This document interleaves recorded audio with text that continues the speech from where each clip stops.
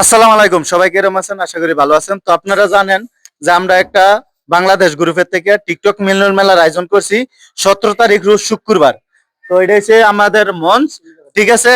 এরপর দাদা দেখেন, আপনারা এই সেটটা দেখেন তো ভাই, একটু এই সেটটা দেখেন, এই সেটটা দেখেন। একটা গুরুন্ডি দেন, হিন্দা হিন্দা একটা গুরুন্ডি দেন। এই যে দেখেন যে পুরাটা পুরাটা জায়গা দেখেন, ঠিক আছে? একটু তাড়াতাড়ি ইয়া করেন। এরপর এই পাশে দেন, হ্যাঁ এই পাশে দেন, এই পাশে দেন, এই পাশে দেন। এই যে জলপুরি, জলপুরি দেখান।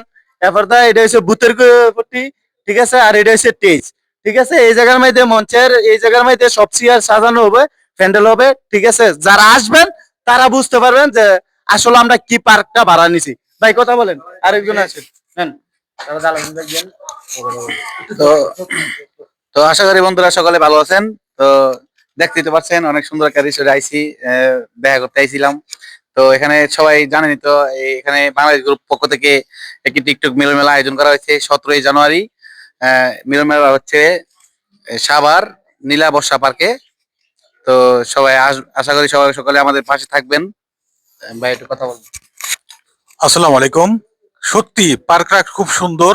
এখানে না আসলে কেউ বুঝতে পারবেন না, আসলেই বুঝতে পারবেন যে পার্কটা খুবই সুন্দর। আমাদের বাংলাদেশ প্রধান অ্যাডমিন আলমগীর ভাই কিছু কথা বলবে, শুনেন। আসসালামু আলাইকুম।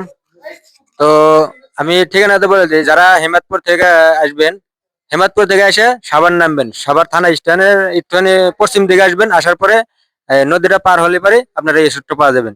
আর যারা চান্দুরা থেকে আসবেন তারা সাভার থানা স্ট্যান্ড নামবেন, আসলে আপনারা নদী পার হলে আমাদের রিসোর্টটা পাওয়া যাবেন। আর বড় ভাই কিছু বলেন।